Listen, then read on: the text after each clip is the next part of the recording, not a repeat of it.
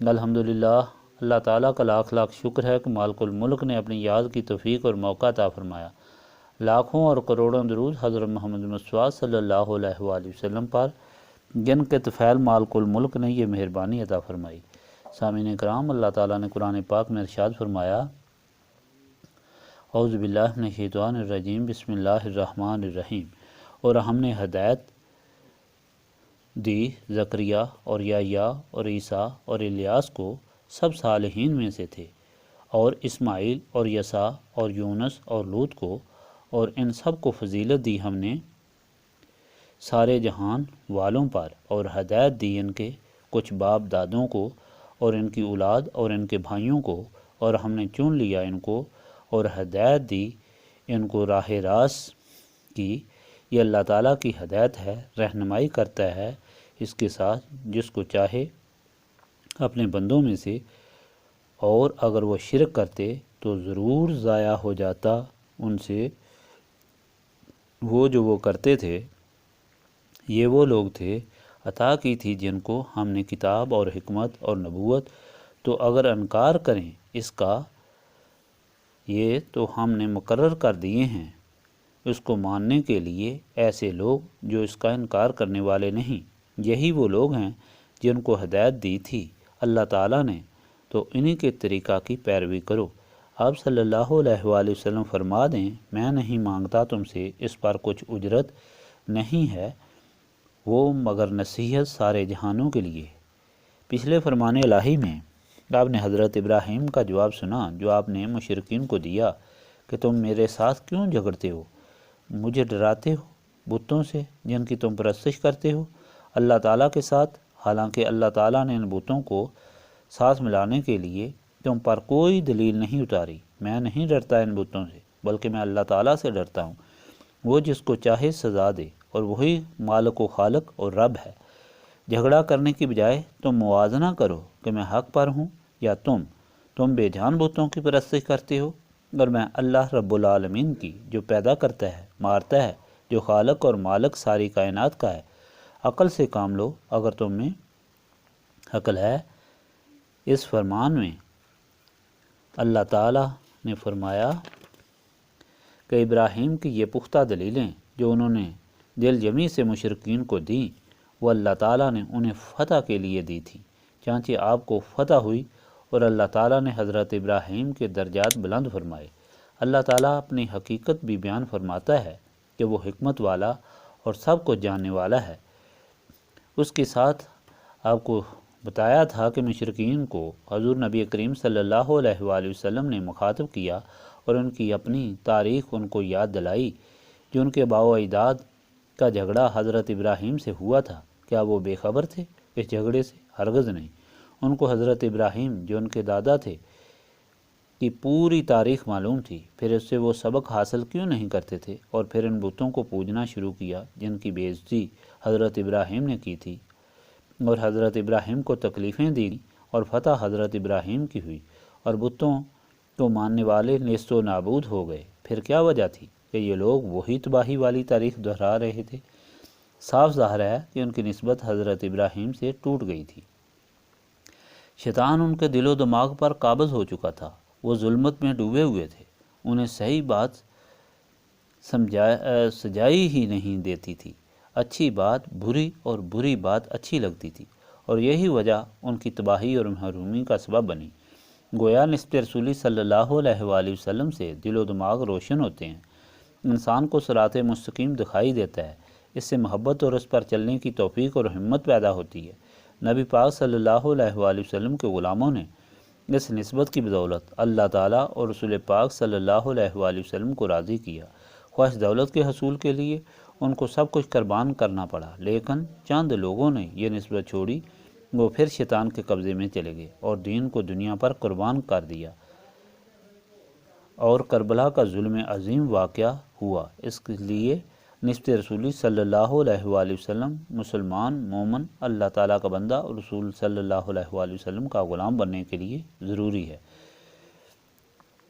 آج کا فرمان بھی حضرت ابراہیم کی فضیلت کے متعلق ہی ہے کہ اس خلیل اللہ نے اللہ تعالیٰ کو راضی کیا، سب کچھ قربان کیا، جان قربان کی، سولی پر چڑھنے کے لیے تیار ہو گئے، 90 سال کی عمر میں پیارا بیٹا ملا تو اسے اللہ تعالیٰ کے راستے پر خوشی سے قربان کرنے کے لیے تیار ہو گئے۔ وطن چھوڑ دیا، باپ اور ساری قوم سے دشمنی مول لے لی، حتیٰ کہ اللہ تعالیٰ کے حکم پر معصوم دودھ پیتے بچے کو اس کی ماں کے ساتھ اکیلے وادی غیر ذی زرع میں چھوڑ دیا۔ کیوں؟ اس لیے کہ آپ کا ایمان پختہ تھا، آپ کو معلوم تھا کہ بہتری اللہ تعالیٰ کے حکم کی اطاعت میں ہے۔ آج کے فرمان میں اسی عظیم انسان کی عظیم قربانیوں کا بدلہ جو اللہ تعالیٰ نے دیا تھا ذکر کیا گیا ہے۔ یہ فرمان حضور پاک صلی اللہ علیہ وآلہ وسلم کے ذریعے مشرکین یہود اور نصارہ کے لیے ہے، کیونکہ یہ سب حضرت ابراہیم کی اولاد بننے کے ناطے اپنے آپ کو راہ راست پر سمجھتے تھے۔ تو ان کو بتایا جا رہا ہے کہ دیکھو حضرت ابراہیم تو وہ تعلیم دیتے تھے جو اب تم کو نبی پاک صلی اللہ علیہ وآلہ وسلم دے رہے ہیں، یہی وہ تعلیم ہے۔ تم لوگ اولاد تو حضرت ابراہیم کی مانتے ہو، مگر باتیں حضرت ابراہیم کے وقت کے مشرکین کی کر رہے ہو اور عمل بھی وہی کر رہے ہو۔ یہاں اب اللہ تعالیٰ کی مہربانیوں کا ذکر ہو رہا ہے جو ہدایت ہے مشرکین یہود اور نصارہ اور اہل اسلام کے لیے بھی، کہ دیکھو حضرت ابراہیم نے اللہ تعالیٰ کے راستے میں قربانیاں دیں، تکلیفیں اٹھائیں، لیکن ان کا بدلہ اللہ تعالیٰ نے کتنا عظیم دیا کہ آپ کو وہ اولاد عطا فرمائی جن کا دین و دنیا میں اعلیٰ رتبہ ہوا۔ کئی ہزار پیغمبر آپ کی اولاد سے ہوئے، چند کے نام لیے گئے، ان کے نام لیے گئے جنہوں نے اللہ تعالیٰ کے راستے میں زیادہ قربانیاں دیں۔ اللہ تعالیٰ نے انہیں اعلیٰ درجے عطا فرمائے۔ حضرت اسماعیل کا وادی غیر ذی زرع میں آباد ہونا، اللہ تعالیٰ کے راستے میں اپنا سر قربان کرنا آپ کی عالی شان ہونے کا سبب بنا۔ سید المرسلین صلی اللہ علیہ وآلہ وسلم کو آپ کی اولاد سے پیدا فرمایا۔ حضرت اسماعیل کے پاؤں کے نیچے سے نکلنے والا پانی زمزم سارے جہان کے لیے شفا بنا۔ حضرت یوسف کو تکالیف تو پیش آئیں، مگر اللہ تعالیٰ کی مہربانی سے پیغمبر بھی بنے اور بادشاہ بھی۔ اور حضرت ایوب کی تکالیف کا ذکر آپ پہلے سن چکے ہیں، پھر آپ پر ہونے والی عنایات کا ذکر بھی سن چکے ہیں۔ اس طرح حضرت موسیٰ اور حضرت عیسیٰ کو تکالیف پیش آئیں اور پھر دونوں جہانوں کی کامیابی اور بادشاہی ملی۔ حضرت زکریا، حضرت یحییٰ کی قربانی اور آپ کی دونوں جہاں میں سرخروئی کا ذکر ہوا۔ اللہ تعالیٰ فرماتا ہے کہ ان نیک بازوں کو دیکھو اللہ تعالیٰ نے کس طرح نجات اور فتح عطا فرمائی، اور سب کو اللہ تعالیٰ نے صالح بنایا اور اپنا بندہ خاص بنایا، ان کو ہدایت عطا فرمائی، ان کے ذریعے مخلوق کو ہدایت فرمائی، اور پھر سارے جہانوں پر فضیلت عطا فرمائی، اور حکم ہوا کہ یہ سب دیکھنے اور سننے کے بعد بھی اگر تم ہدایت نہیں قبول کرو گے تو اللہ تعالیٰ اپنے محبوب صلی اللہ علیہ وآلہ وسلم کو ایسے غلام عطا فرمائے گا جو عالی شان ہوں گے۔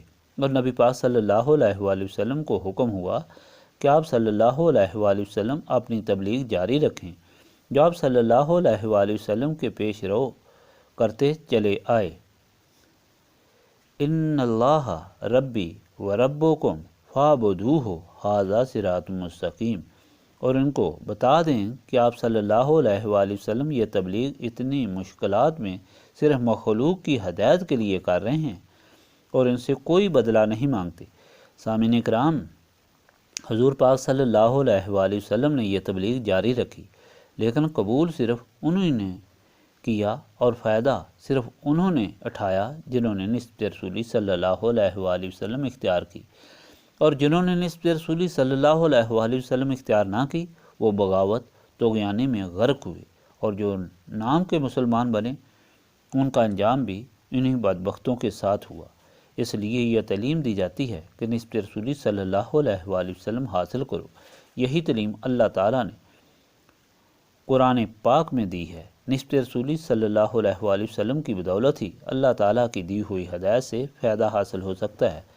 اس نسبت رسولی صلی اللہ علیہ وآلہ وسلم کے لیے سینوں کو صاف کرو، اور سینے صاف کرنے کے لیے یاد الہی کرو جو اس محفل کا مقصد ہے۔